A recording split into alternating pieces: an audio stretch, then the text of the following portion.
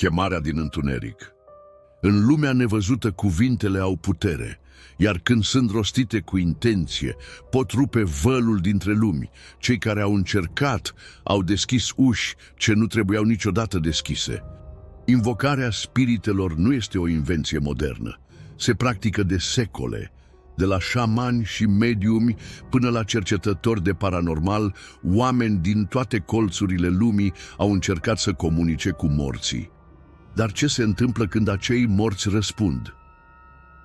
Cazul Borley Rectory, Anglia. În 1930, reverendul Lionel Foyster și soția sa, Marianne, s-au mutat în casa parohială Borley din Essex, considerată cea mai bântuită casă din Anglia. Foști locatari raportaseră apariții ale unei călugărițe fantomatice, obiecte care se mișcau singure și mesaje misterioase scrise pe pereți. După o ședință de spiritism făcută de Marianne cu ajutorul unei prietene, lucrurile au luat o întorsătură terifiantă. Mesajele de pe pereți s-au transformat în amenințări. Marianne a fost agresată fizic de o forță invizibilă. Un mesaj scris cu cărbune pe oglindă spunea: "Fugi, înainte să vin." Cercetătorul Harry Price a investigat casa timp de ani de zile. A declarat că în interiorul parohiei era prezentă o entitate inteligentă și ostilă. Invocarea făcută de Marianne părea să fi trezit ceva care nu mai voia să plece. Cazul sensului de la Stanford, 1968, SUA. Un grup de studenți americani a organizat o ședință de spiritism în campusul Stanford. Într-o cameră mică, cu tabla Ouija improvizată, au încercat să contacteze spiritul unei fetițe care murise într-un accident de tren. La început, planșeta se mișca lent, răspunzând întrebărilor. Dar apoi a început să scrie un nume pe care niciunul dintre ei nu-l cunoștea. În acea noapte, unul dintre studenți a fost găsit în stare de șoc, plângând și spunând că nu mai poate închide ușa. Toți participanții au avut coșmaruri săptămâni întregi, iar unul a fost internat într-o clinică psihiatrică. N-au deschis o poartă spre trecut, ci spre ceva ce îi privea din întuneric. Invocarea nu este o joacă, nu este divertisment, nu este ceva ce faci din plictiseală, e un pact și odată ce ai chemat, trebuie să fii pregătit să primești răspunsul, indiferent cine sau ce răspunde. Ritualul uitat al morților. Morții nu dorm cu adevărat. În unele locuri sunt chemați să vorbească, să răspundă, să vină. În satele din zonele izolate ale României se păstrează ritualuri străvechi, transmise pe cale orală, ascunse de ochii lumii. Nu le vei găsi în cărțile de religie. Le afli doar din gura bătrânilor când e târziu și nimeni nu mai are curaj să râdă. Unul dintre cele mai sinistre este cunoscut printre cercetătorii etnografi sub numele de ritualul chemării sufletului, un obicei practicat în trecut, în special în Transilvania și Maramureș, menit să aducă răspunsuri de la un mort sau să-l aducă înapoi. Ce spuneau bătrânii? După înmormântare, în a 7-a noapte, un membru al familiei aprindea 7 lumânări negre și rostea numele celui decedat de 3 ori, la miezul nopții. În jurul casei se trasa un cerc cu cenușă de la sobă și sare. Ușile și oglinzile se acopereau cu pânze negre. Dacă spiritul vine, bate de 3 ori în geam. Dacă nu răspunde, înseamnă că altcineva a venit în locul lui. Un etnograf român, Ion German, consemnează în jurnalul său din 1971 o mărturie cutremurătoare de la o femeie din țara Lăpușului. Fata mea a murit înnecată. Am chemat-o cum se făcea din bătrâni, a venit, a bătut în ușă, am întrebat-o ce vrea și n-a zis nimic. Da, din noaptea aia nu mai pot dormi. Mereu o văd în vis, dar are ochii negri, goi. Nu e ea, nu mai e ea. Preoții locali au încercat să interzică ritualul, dar până în anii 80, în sate izolate, încă se mai practica în secret. În unele cazuri, cei care făceau invocarea sfârșeau internați sau dispăreau din comunitate. Chemarea morților nu aduce răspunsuri, aduce prezențe și nu toate sunt ale celor dragi. Astăzi, ritualul e considerat pierdut, dar în unele sate, dacă mergi în miez de noapte, încă mai poți găsi lumânări arse în cercuri de sare, sub cruci proaspete. Iar localnicii nu vorbesc, doar își fac semnul crucii și te sfătuiesc să pleci. Blestemul tabloului care privește înapoi. Uneori, privirea dintr-un tablou nu e doar pictată, e reală și te urmărește, te alege. În istoria artei există lucrări despre care se spune că nu doar exprimă emoții, ci absorbe energii, că devin canale pentru ceva mult mai întunecat. Printre ele există un tablou despre care s-au scris articole, s-au realizat investigații și care a fost interzis de unele galerii. The Hands Resist Him, pictat în 1972 de artistul american Bill Stoneham. Cazul The Hands Resist Him, pictura care îmbolnăvește privitorii. La prima vedere, tabloul înfățișează un băiat și o păpușă în fața unei uși de sticlă, dar în spatele sticlei apar zeci de mâini întinse din întuneric, ca și cum ar vrea să-l tragă pe copil înăuntru. Pictura a fost expusă într-o galerie din California. Criticul de artă care a comentat-o prima dată a murit la scurt timp după vernisaj. Galeristul a murit și el, la câteva luni distanță. Pictura a fost dată dispărută zeci de ani, apoi a reapărut, pusă la vânzare pe eBay în anul 2000. În anunț, familia spunea: tabloul este blestemat. Copiii noștri plâng noaptea, spun că personajele din tablou se mișcă. Am instalat o cameră de supraveghere, am văzut băiatul ieșind din tablou. Sute de oameni care au văzut anunțul au scris că doar privind fotografia tabloului pe internet au simțit migrene puternice, amețeli, greață. Unii au avut coșmaruri identice, deși nu se cunoșteau între ei. Tabloul a fost cumpărat de o galerie privată care îl ține într-o cameră izolată. Vizitatorii semnează o declarație că îl privesc pe propriul risc. Sunt camere care monitorizează spațiul 24/7. Se spune că uneori mâinile din spate se mișcă ușor, ca într-un film vechi. Cazul tabloului The Crying Boy, pictura care aduce focul. Un alt tablou blestemat este The Crying Boy, pictat de Giovanni Bragolin. Portretul arată un băiat cu ochii plânși, pictat în anii 50. În anii 80, în Marea Britanie, zeci de case au ars complet, dar tabloul rămânea neatins de foc, mereu intact, printre ruine. Pompierii britanici au confirmat acest fenomen. Ziarul The Sun a publicat o investigație în 1985, iar în urma presiunii publice, sute de oameni au dus tabloul la ardere colectivă. Chiar și atunci, unii au spus că flăcările păleau când atingeau pânza. Privirea dintr-un tablou poate părea statică, dar când simți că te urmărește, poate fi ceva real, poate fi o poartă, iar ce se află dincolo, uneori vrea să iasă. Oglinda care nu reflectă lumea noastră. Oglinzile nu doar reflectă, unele păstrează, privesc înapoi și uneori răspund. În majoritatea tradițiilor spirituale, oglinzile sunt considerate porți între lumi. În timpul înmormântărilor, în multe culturi, oglinzile sunt acoperite. Nu din superstiție, ci din frică. Se crede că sufletul celui decedat poate rămâne prins în sticlă dacă este privit în acel moment. Această credință a stat la baza multor povești stranii, dar unele cazuri depășesc granița mitului și intră în teritoriul inexplicabilului real. Cazul oglinzii Myrtle's Plantation, Louisiana, SUA.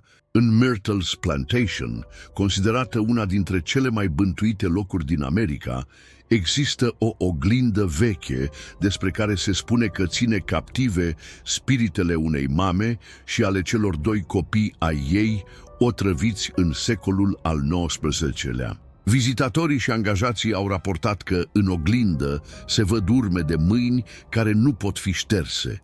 În unele nopți, în sticlă apar chipuri deformate. Un turist a fotografiat oglinda, iar în imagine apărea o față de copil, deși nu era nimeni acolo. Acea oglindă nu a fost acoperită în timpul înmormântării, iar legenda spune că sufletele celor morți au fost prinse în sticlă pentru totdeauna. În prezent, oglinda este păstrată într-o zonă izolată, iar personalul refuză să o curețe după căderea nopții. Cazul oglinzii Elizabeth, Anglia, 1980. Într-un mic sat din sudul Angliei, o femeie pe nume Elizabeth cumpără o oglindă veche dintr-un târg de antichități.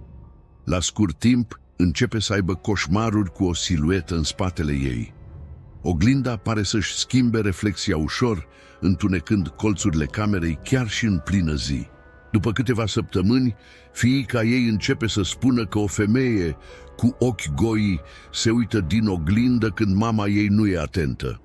Un preot chemat să binecuvânteze casa refuză să intre în camera cu oglinda. Aceasta este vândută în cele din urmă unui colecționar, care este găsit mort în locuința sa, la doar 3 luni după achiziție. Cauza: infarct. Pe perete, oglinda era crăpată, dar doar din interior. Oglinzile pot reține imagini, emoții și uneori suferință, dar ce se întâmplă când acea suferință prinde formă?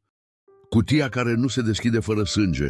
Unele cutii nu păstrează obiecte, păstrează ceva viu, ceva care urăște, ceva care vrea să iasă. În tradiția evreiască, un dibuc este un spirit rătăcitor, adesea rău, care se poate atașa de o persoană sau de un obiect. Cutia dibuc este un recipient despre care se spune că a fost folosit pentru a încapsula astfel de spirite prin ritualuri mistice. Nu este un mit, nu este o poveste modernă, este un obiect real cu o istorie documentată, iar cei care au intrat în contact cu el au trăit experiențe înfiorătoare. Cazul real al cutiei dibuc, Kevin Mannis, 2001, Portland, Oregon. În 2001, un bărbat pe nume Kevin Mannis cumpără o cutie veche de vin dintr-un magazin de antichități. Provenea din Europa de Est, iar vânzătorul i-a spus că aparținuse unei femei evreice care supraviețuise Holocaustului. În cutie se aflau 2 șuvițe de păr, un pocal, o lumânare, o floare uscată și o piatră cu gravuri în ebraică. La doar câteva zile după ce a luat cutia acasă, Kevin a început să aibă coșmaruri violente în care era atacat de o creatură întunecată. Vizitatorii casei au simțit mirosuri inexplicabile de amoniac și iasomie, iar becurile se ardeau constant. Mama lui Kevin a suferit un atac cerebral la scurt timp după ce a deschis cutia. Toți cei care au intrat în contact direct cu ea au fost loviți de ghinion, boli sau halucinații. Cutia a fost vândută de mai multe ori pe eBay, fiecare proprietar raportând: căderea părului, vise cu o femeie bătrână care țipa în altă limbă, zgomote de sugrumare în timpul somnului, obiecte care se sparg singure în prezența cutiei. În cele din urmă, cutia a fost cumpărată de Jason Haxton, directorul unui muzeu medical. A ținut-o închisă, înfășurată în sare și tămâie, după ce și el a început să sufere de hemoragii interne inexplicabile și probleme respiratorii severe. Haxton a declarat că nu este vorba despre o simplă superstiție, ci despre o prezență activă, conștientă, care se hrănește cu frica oamenilor. Cutia este acum păstrată în Muzeul Ocurentului și Paranormalului al lui Zach Bagans, în Las Vegas. În 2020, rapperul Post Malone, aflat în preajma cutiei, a fost implicat într-un accident grav de avion și într-un jaf armat la scurt timp după. Coincidență? Sau o manifestare? Unele obiecte sunt făcute să păstreze amintiri, altele să închidă spirite. Dar când deschizi o cutie care n-ar trebui atinsă, trebuie să fii pregătit să plătești. Nu cu bani, cu altceva. Jocul care deschide porți. Unele jocuri nu sunt jocuri, sunt invitații. Și odată ce ai spus, vreau să vorbesc cu tine, nu mai poți închide gura lumii de dincolo. Aparent banale, unele jocuri care circulă între adolescenți sunt de fapt ritualuri camuflate, transmise din generație în generație, menite să invoce entități. Cele mai periculoase sunt acelea în care se cere un răspuns, pentru că răspunsul vine și nu e mereu cel așteptat. Cazul Charlie Charlie's Mexic 2015. Cunoscut la nivel internațional drept un joc viral, Charlie Charlie presupune 2 creioane în echilibru în formă de cruce, puse peste o coală cu 4 răspunsuri: da, nu, da, nu. Jucătorii întreabă: Charlie, Charlie, ești aici? Dar în spatele jocului aparent simplu se ascunde o invocație inspirată din ritualuri vechi mexicane, în care Charlie nu este un copil, ci o entitate asociată cu spiritele morților fără pace. În 2015, în Republica Dominicană, 4 elevi de liceu au fost internați cu crize de isterie, halucinații și paralizie temporară după ce au jucat Charlie în clasă. Martorii spun că unul dintre ei a început să țipe cu o voce care nu era a lui, iar altul a leșinat brusc după ce creionul s-a învârtit singur de mai multe ori. Investigațiile oficiale au încercat să liniștească opinia publică, dar profesorii au refuzat ulterior să mai permită jocul în școală. Cazuri reale, cu tabla Ouija, SUA 1990 prezent. Tabla Ouija este probabil cel mai cunoscut instrument de spiritism, folosit de sute de ani pentru a vorbi cu cei morți. Dar foarte puțini știu că fiecare literă aleasă de planșetă este de fapt un canal deschis, o voce ce răspunde dintr-un loc nevăzut. În 1994, 3 adolescente din Illinois au jucat Ouija în subsolul unei case vechi. Au întrebat, "Cine ești?" Răspunsul a fost Zaza, un nume care avea să apară în 10 de alte cazuri în întreaga lume. După acea noapte, una dintre fete a fost diagnosticată cu tulburări psihotice, alta a suferit o depresie severă, cea de-a treia s-a mutat și a rupt orice legătură cu grupul. Numele Zozo sau Zaza a fost raportat în multe alte sesiuni Ouija, cu aceleași efecte, sunete inexplicabile, schimbări de comportament, accidente, apariții în oglindă. Creionul nu se mișcă singur, planșeta nu plutește fără motiv. Cineva sau ceva ascultă și răspunde. Întrebarea este, vrei cu adevărat să auzi răspunsul? Păpușa în care locuiește altcineva. Păpușile ar trebui să stea nemișcate, dar unele nu sunt doar jucării, sunt locuințe pentru ceva care vrea să se joace cu tine, pe viață. În toată lumea există povești despre păpuși bântuite, dar unele nu sunt doar povești. Unele au fost examinate, mutate din case, închise în cutii de sticlă și sfințite de preoți. Și totuși, ele continuă să se miște, să apară în vis, să provoace moarte.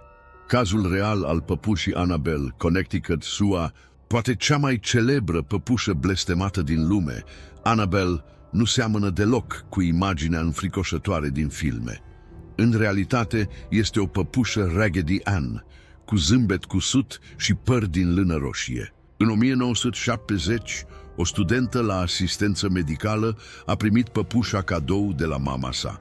Curând, ea și colega ei au observat că păpușa își schimba poziția, chiar și când era lăsată singură în cameră. Bilețele scrise de mână apăreau în apartament cu texte precum "Ajută-mă". După ce un medium a fost consultat, acesta a declarat că în păpușă locuiește spiritul unei fetițe numite Annabelle, care a murit în acel loc. Tinerele au acceptat prezența ei până când lucrurile au devenit violente. Un prieten al fetelor a spus că a visat cum păpușa îl sugruma în somn. A doua zi a fost găsit cu zgârieturi reale pe piept. A plecat în aceeași zi și a murit într-un accident de motocicletă la doar câteva ore după ce a râs de păpușă. Cazul a fost preluat de demonologii Ed și Lorraine Warren, care au declarat că în interiorul păpușii nu se afla spiritul unei fetițe, ci o entitate demonică ce încerca să câștige încrederea fetelor pentru a le poseda. Annabelle este acum păstrată într-o cutie sigilată din Occult Museum, cu o etichetă clară. Nu deschideți această vitrină sub niciun motiv. Casa care răspunde când e chemată. Unele case nu devin bântuite. Ele sunt chemate la viață, trezite, într-un moment de neatenție, într-o seară prea tăcută, într-o invocație spusă în glumă. Există locuințe în care tragediile se repetă, vocile nu tac niciodată, iar pereții par să păstreze ceva viu. Nu sunt simple mituri, sunt locuri reale, documentate, cu martori, anchete și zeci de înregistrări, iar aproape toate au în comun un lucru. A existat un moment în care cineva a chemat și a primit un răspuns. Cazul real din Gary, Indiana, e The Demon House. În 2011, LaToya Ammons și cei 3 copii ai săi s-au mutat într-o casă modestă din Gary, Indiana. La doar câteva zile au început fenomene inexplicabile, muște care apăreau în casă, indiferent de anotimp. Zgomote de pași în pod, deși nu era nimeni. Copiii au început să se comporte ciudat, intrând în stări de transă și vorbind cu prieteni invizibili. LaToya, disperată, a apelat la un preot local care a efectuat mai multe rugăciuni și o sesiune de exorcizare. Dar nimic nu a oprit entitatea. O asistentă socială și un polițist au fost martori când unul dintre copii a fost văzut ridicându-se de pe pământ, cu spatele arcuit, într-un mod imposibil. Poliția a deschis o anchetă. O echipă de specialiști a constatat că fenomenul nu avea explicație rațională. Psihologii care au examinat familia au ieșit marcați. Cazul a fost considerat atât de periculos încât casa a fost demolată în 2016. Cazul real, pădurea Hoia Baciu, România. La marginea Clujului, pădurea Hoia Baciu este considerată unul dintre cele mai intense puncte paranormale din lume. Dar puțini știu despre cabana abandonată, aflată în zona circulară în care nu crește vegetație. În anii 90, un grup de adolescenți au organizat o ședință de spiritism în acea cabană, încercând să contacteze spiritul unui bărbat dispărut în pădure. Au folosit o tablă improvizată și o oglindă veche găsită în interior. În acea noapte, unul dintre ei a fost găsit în pădure, rătăcind și murmurând propoziții fără sens. O fată a suferit o arsură inexplicabilă pe mână, ca o amprentă. Oglinda a fost spartă singură, iar în înregistrările audio s-au auzit voci străine, care nu aparțineau grupului. Cabana a fost ulterior arsă parțial într-un incendiu suspect. Localnicii refuză să meargă acolo noaptea. Se spune că dacă bați în peretele rămas în picioare, cineva îți bate înapoi. Casele care răspund la chemare nu sunt goale. Ele dorm și când sunt trezite, ceva din ele prinde viață. Iar dacă ai deschis ușa, ai deschis și gura acelei case și vei auzi ce nu vrei să știi. Vocile din pereți. Atunci când pereții vorbesc, nu mai ești singur, ești ascultat și ceea ce te aude a fost deja chemat. Oamenii de știință spun că pereții nu au memorie, dar zeci de cazuri din întreaga lume contrazic această teorie, locuințe în care vocile au fost auzite clar. Nu de una, ci de mai multe persoane, voci de copii, de femei bătrâne, de necunoscuți, care șoptesc, care plâng, care râd. Dar uneori ele răspund la întrebări și atunci începe groaza. Cazul real din Madrid, casa de pe cale de Antonio Grillo. Într-un apartament de pe această stradă în anii 70, o femeie a sunat la poliție plângând, spunând că peretele din bucătărie vorbește cu ea. Polițiștii au venit, au ascultat și au auzit și ei. O voce feminină spunea: "Vreau să ies, sunt aici." Vocea provenea dintr-un zid gol. Nu era niciun radio, nicio instalație, niciun difuzor. Casa fusese construită pe locul unui fost spital de nebuni, distrus în război. Cazul a fost preluat de autorități. Tehnicieni, ingineri, preoți și jurnaliști au intrat în casă. Toți au auzit vocea. Înregistrările audio au fost făcute publice. S-a încercat zidirea completă a camerei. După o săptămână, vocea a spus: "Credeați că o puteți opri, dar voi m-ați chemat." Familia a părăsit casa, iar în prezent apartamentul e nelocuit. Nimeni nu rezistă acolo mai mult de 3 nopți. Cazul The Bell Witch, Tennessee, USA. Una dintre cele mai vechi și faimoase legende din America are la bază fapte reale. În secolul al XIX-lea, familia Bell din Adams, Tennessee, a fost terorizată de o entitate invizibilă care vorbea din pereți. Acea voce putea conversa fluent, râdea batjocoritor, imita alte voci și șoptea numele membrilor familiei noaptea. Entitatea s-a identificat ca Kate, dar era cunoscută ca The Bell Witch și s-a intensificat după ce un membru al familiei a participat la o invocare în glumă. cu prietenii. Vocile au continuat timp de ani de zile. Tatăl a murit în condiții suspecte, iar locul este și astăzi considerat bântuit. Vocile din pereți nu sunt ecouri, sunt prezențe, chemate, invitate sau eliberate, și odată ce încep să vorbească, nu se mai opresc. Banda blestemată. Sunetul nu minte. Ce se înregistrează rămâne. Dar uneori banda surprinde mai mult decât urechea umană poate percepe. Uneori înregistrează ce nu ar trebui să existe. Cazul real din Suedia, Voci din Neant, EVP. În anii 50, un pictor suedez pe nume Fridrik Jürgenson încerca să înregistreze cântatul păsărilor în pădure pentru un documentar. Când a ascultat banda, a auzit o voce umană rostind fraze în limba suedeză, o voce care nu era a lui și nu fusese prezentă în pădure. Ulterior, a început să experimenteze în mod conștient fenomenul. A captat sute de voci, dintre care unele îi rosteau numele sau vorbeau despre moarte. A afirmat că era contactat de spirite, inclusiv de vocea mamei sale decedate. Acestea îi spuneau să continue să asculte, să nu abandoneze. A fost unul dintre primii oameni care au pus bazele cercetării EVP, Electronic Voice Phenomena, captarea vocilor din lumea cealaltă pe bandă magnetică. Cazul real din Statele Unite, Bobby și caseta cu vocea morții. În 1995, un tânăr numit Bobby, pasionat de muzică, a înregistrat o melodie la chitară pe o casetă veche găsită în podul bunicilor. Când a dat play, înregistrarea era complet schimbată. Se auzeau șoapte, sunete distorsionate și o voce care spunea: "Te văd, te aud, nu mai e mult." Bobby a fost bântuit de vise cu acea voce. A simțit prezențe în casă, iar câinii refuzau să intre în camera unde era casetofonul. A trimis înregistrarea unui specialist în sunet, care a constatat că pe bandă erau frecvențe de voce umană înregistrate în lipsa oricărei surse sonore. Bobby a murit în somn, la doar câteva luni după acel incident. Autopsia nu a relevat nicio cauză concretă. Caseta a fost dată unui preot, care a încercat să o ardă. Magnetismul benzii a provocat o explozie mică în sobă, fără să distrugă complet banda. Sunetul este vibrație și între lumi vibrația e punte. Dacă apeși rec în locul și momentul greșit, s-ar putea să înregistrezi ceva ce n-ar fi trebuit să auzi niciodată. Umbra cu voal negru.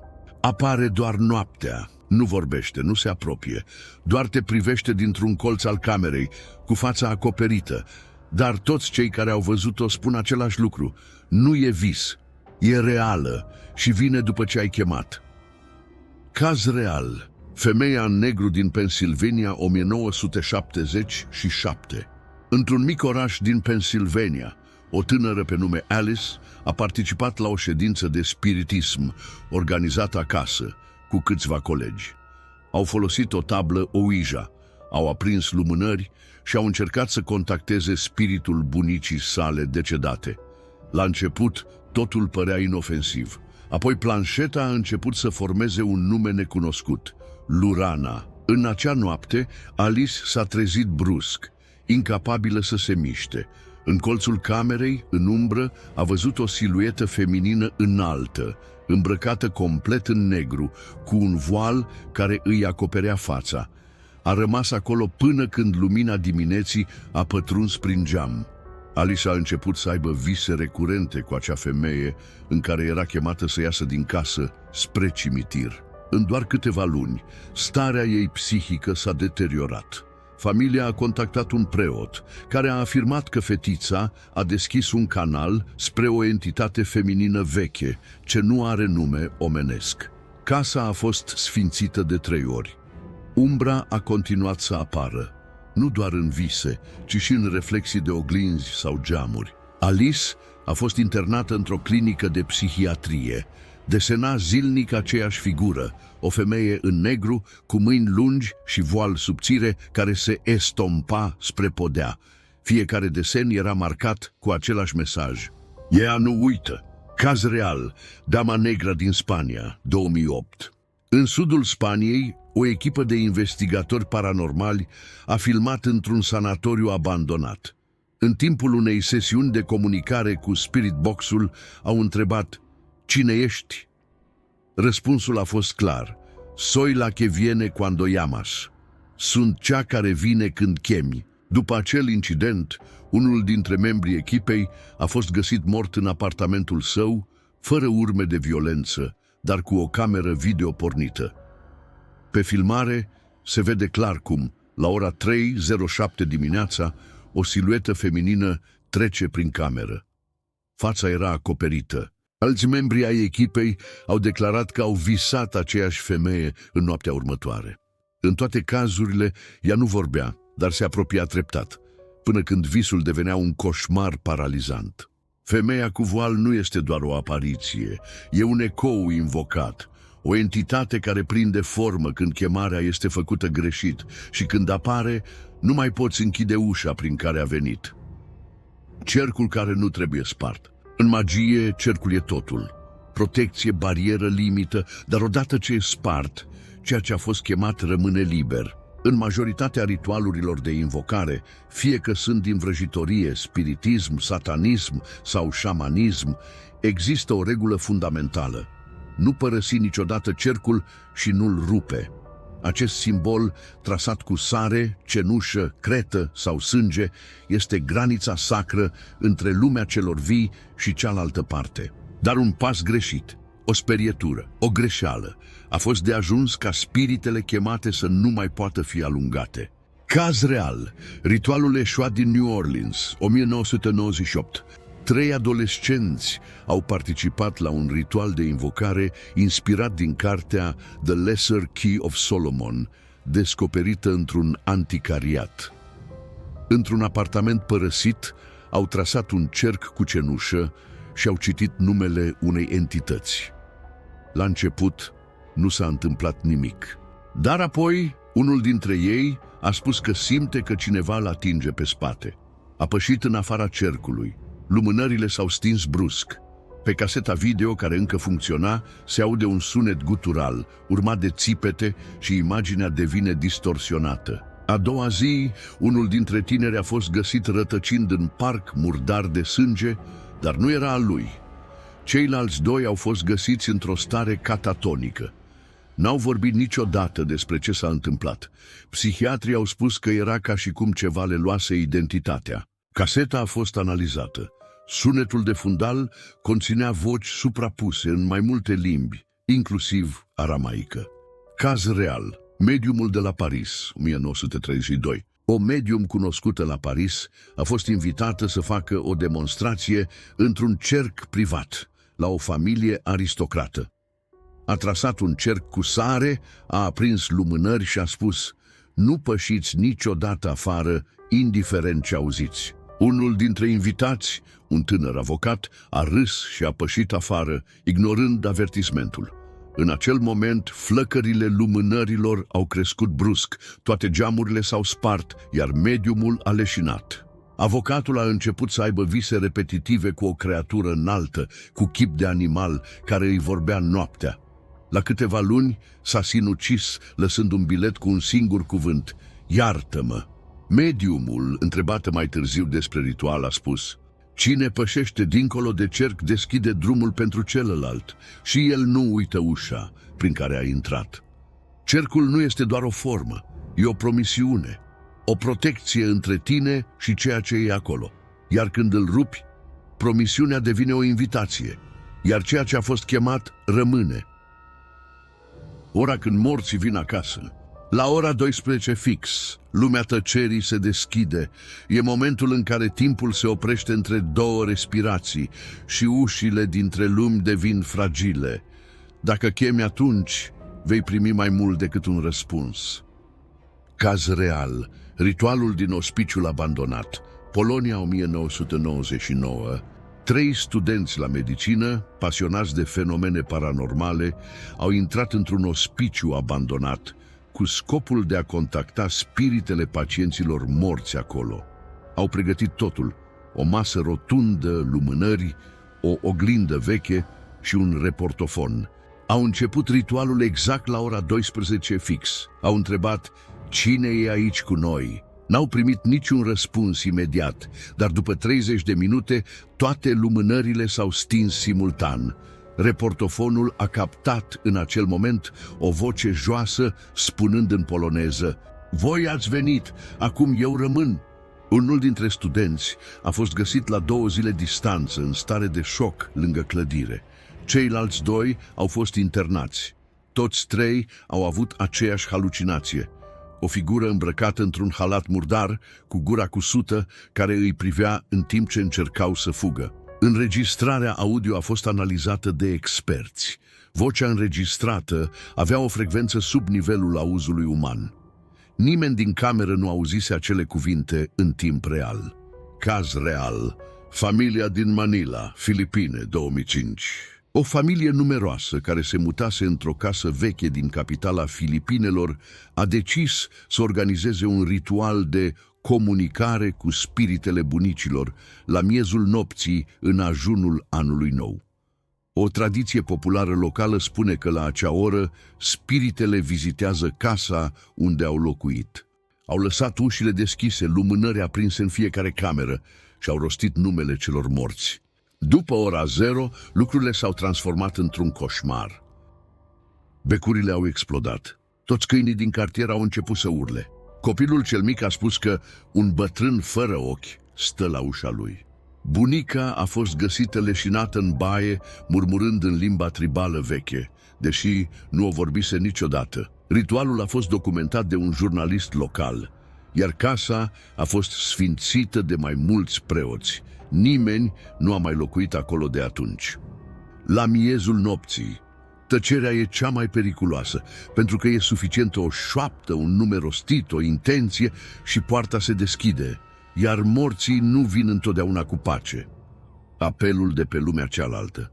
Telefonul este o punte între oameni, dar dacă linia rămâne deschisă, cine răspunde din partea cealaltă?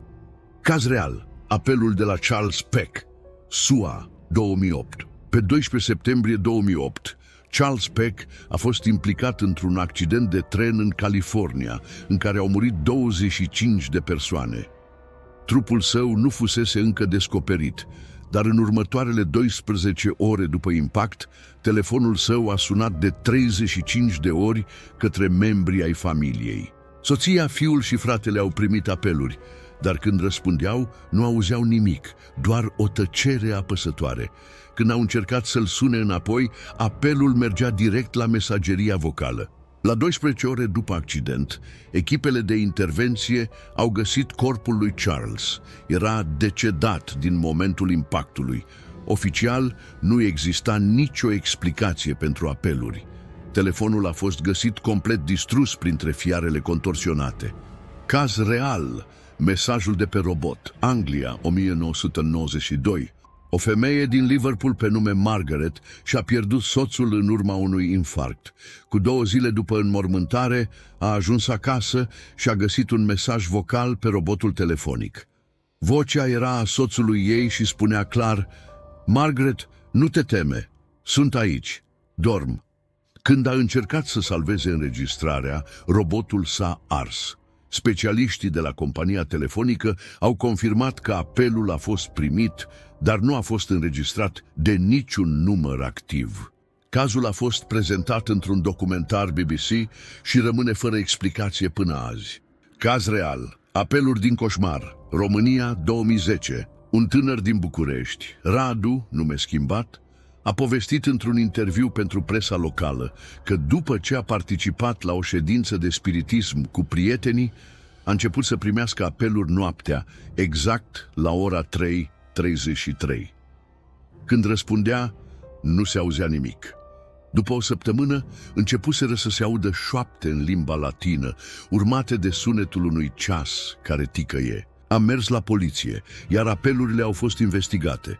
Proveneau de la un număr care nu era activ în rețea. Radu a fost internat pentru anxietate severă. Ultimul apel, primit pe data de 13 noiembrie, a avut un singur mesaj. Ai deschis linia, noi o închidem. Comunicarea cu morții nu mai are nevoie de spiritism. Tehnologia a devenit poartă. Telefoanele, camerele, ecranele, toate pot transmite ecoul unei voci care nu mai aparține acestei lumi. Focul care nu se stinge. În multe culturi, focul este o poartă, o ofrandă, o pedeapsă, dar în ritualurile oculte, focul nu doar curăță, focul răspunde. Caz real, satul Canneto di Caronia, Sicilia, Italia, 2004. Unul dintre cele mai șocante cazuri din Europa modernă.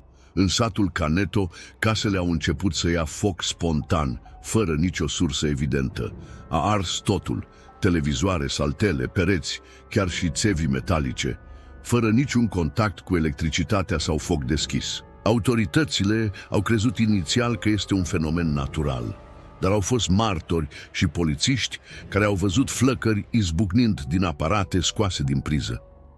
Până și cabinetele medicale și biserica au fost afectate. După investigații fără rezultat, o bătrână localnică a mărturisit că în copilărie, în acea zonă, se practicau ritualuri de chemare a spiritelor prin foc, spirite ale celor arși pe rug în secolul al XVII-lea.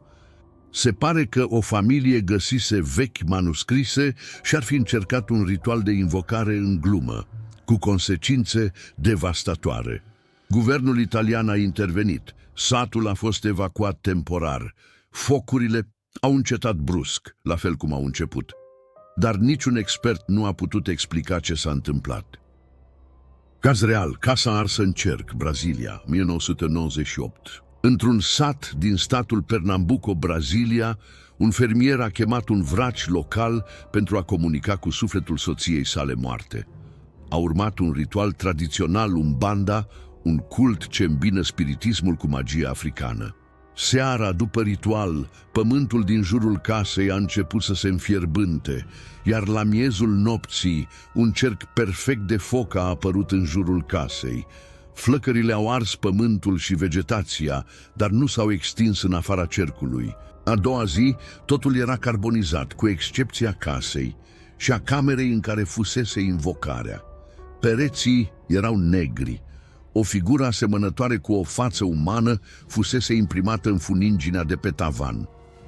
Focul este viu, iar când apare după chemare nu caută să ardă obiecte, ci suflete. Unele invocări aduc lumină, altele nu se sting niciodată. Jurnalul invocatorului nebun. Cuvintele scrise nu sunt doar gânduri, ele pot fi chemări și când devin obsesie, se transformă în portal. Caz real. Daniel Elwell, Anglia, 1920. Daniel Elwell era un profesor de istorie retras, pasionat de ezoterism și manuscrise vechi. Într-un jurnal găsit după moartea sa, anchetatorii au descoperit o documentare detaliată a unui ritual de invocare egiptean, pe care Elwell îl repeta în fiecare noapte, la aceeași oră. Primele pagini păreau inofensive, descriau pași ritualici, interpretări, dar treptat scrisul se schimba, devenea tremurat, haotic, apăreau cuvinte într-o limbă necunoscută. Ultimele pagini nu mai aveau logică, ci desenau simboluri repetitive, spirale, cercuri și ochi. Ultima frază scrisă de Elwell, repetată obsesiv pe 3 pagini. Nu mai scriu eu, nu mă mai pot opri. Elwell a fost găsit mort în biblioteca sa, înconjurat de lumânări stinse, cu ochii larg deschiși, privindu-și propriul jurnal. Nu a existat semn de violență. Cauza morții necunoscută. Caz real. Brian Walters, SUA, 2003. Brian Walters era student la psihologie, pasionat de parapsihologie și ocultism. A ținut un jurnal în care nota toate sesiunile Ouija și visele apărute după fiecare. În jurnalul lui apar detalii despre o entitate numită Anzu, care îi răspundea constant. Pe măsură ce contactul cu spiritul devenea mai frecvent, notițele lui Brian începeau să fie scrise cu litere inversate, uneori în oglindă. La un moment dat, familia a descoperit jurnalul pe podeaua camerei lui, cu ultimele pagini acoperite de propoziții scrise cu sânge.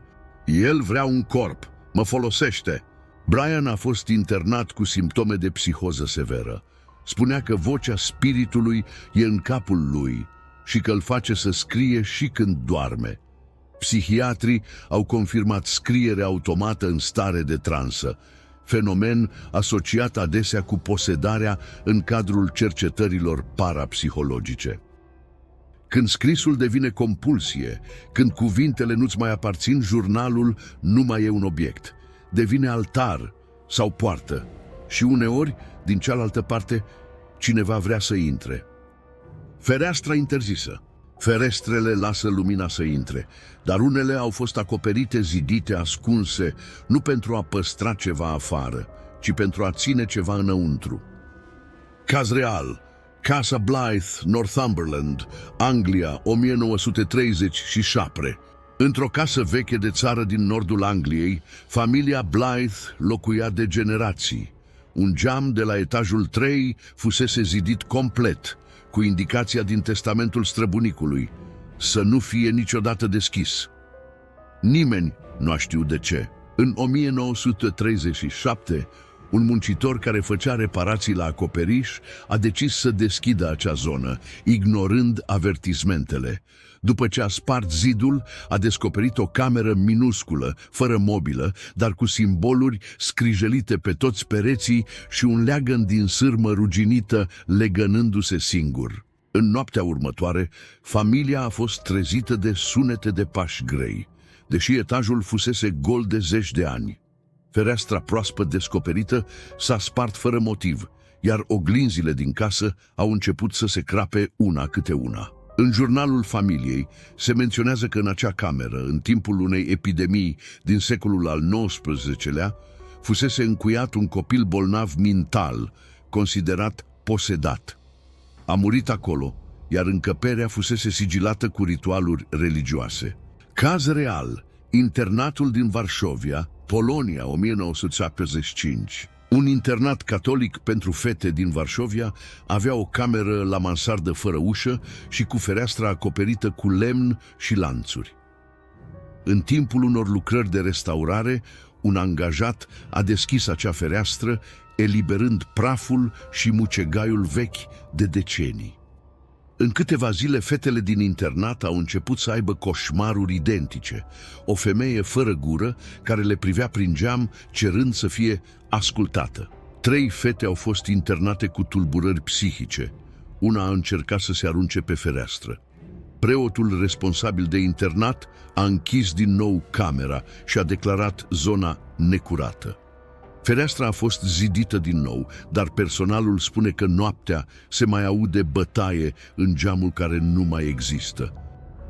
Când o fereastră e interzisă, nu e din superstiție. E pentru că cineva cândva a înțeles că acolo e o ușă spre altceva și ceea ce e dincolo încă privește. Cimitirul unde spiritele răspund. Cimitirul e locul odihnei veșnice, dar nu toți dorm liniștiți. În miez de noapte, printre cruci, glasurile celor uitați devin clare și dacă le chemi, îți răspund. Caz real, cimitirul Greyfriars, Edinburgh, Scoția. Considerat cel mai bântuit cimitir din Europa, Greyfriars a fost locul unor execuții publice în secolul XVII și adăpostește rămășițele a mii de victime persecutate religios. În anii 1990, mai mulți tineri pasionați de ocultism au efectuat un ritual de chemare a spiritului lui George Mackenzie, cunoscut ca Bloody Mackenzie, judecător nemilos al secolului XVII. La scurt timp, în zona numită Black Mausoleum, au început să apară incidente stranii. Vizitatori care au leșinat fără explicație. Zgârieturi adânci pe piele, apărute spontan.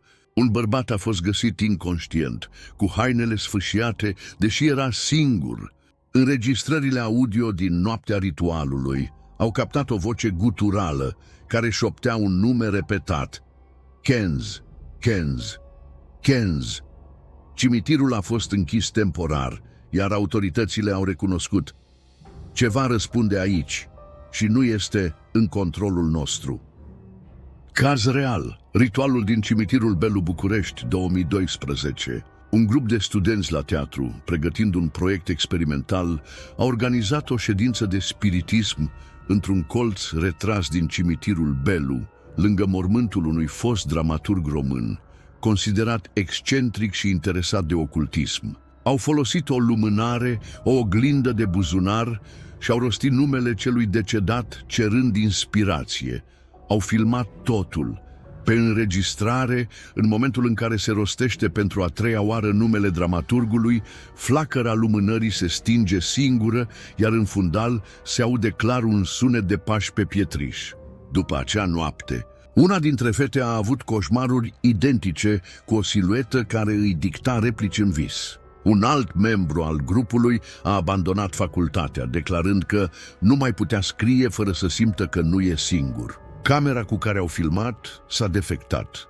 Ultima imagine stocată, un cadru negru cu o față palidă reflectată în oglindă, deși niciunul nu se filma în acel moment. Cimitirul e granița, dar uneori, dacă rostești un nume cu vocea tremurată, ceva răspunde. Vocea care nu era a mea. Unii deschid ușa și vor să vorbească, dar uită că spiritele nu au gură, așa că pentru a răspunde trebuie să folosească alta. Caz real. Anneliese Michel, Germania, 1975. Probabil cel mai faimos caz de posedare documentată. Anneliese, o tânără studentă catolică, a început să manifeste comportamente inexplicabile după ce a participat în glumă la o sesiune de invocare împreună cu colegii ei. În lunile următoare, a început să audă voci care o insultau și îi porunceau să se rănească. Vorbea în limbi pe care nu le cunoștea, aramaică, latină, ebraică. A spus că în ea trăiesc mai multe entități, Iuda, Hitler, Cain, Lucifer. 2 preoți au efectuat peste 67 de ședințe de exorcizare, documentate în înregistrări audio, unde Anneliese vorbește cu o voce groasă, masculină, uneori dublată, deși fizic era slăbită până la epuizare. Ultimele ei cuvinte au fost: "Mamă, mi-e frică." A murit la 23 de ani. Cazul a stat la baza filmului The Exorcism of Emily Rose. Caz real. Clara, germana Cele, Africa de Sud, 1906. Clara, o elevă de 16 ani la o școală catolică, a mărturisit preoților că și-a vândut sufletul diavolului. La scurt timp a început să prezinte simptome de posedare. Vorbea în limbi necunoscute pe care nu le învățase. Cunoștea fapte intime ale celor din jur. Nu suportă apropierea de obiecte sfințite. În timpul exorcizării, martorii au spus că levita, se contorsiona inuman și vocea ei se transforma complet, devenind adâncă și batjocoritoare. După mai multe zile de luptă spirituală, Clara a fost eliberată. A spus că vocea care o controla o convinsese că este doar un ghid și că nu va face rău. Dar ghidul mințise. Când vocea ta nu-ți mai aparține, nu mai ești singur, nu mai ești tu, ești gazdă pentru ceva ce ai chemat și nu a plecat. Odată deschisă ușa, nu o mai poți închide. Toate aceste cazuri, reale, documentate, trăite, au un lucru în comun. Cineva a deschis o ușă și ceva a trecut prin ea. Indiferent de cultură, religie sau epocă, oamenii au simțit nevoia să comunice cu cei de dincolo, să cheme, să întrebe, să ceară răspunsuri.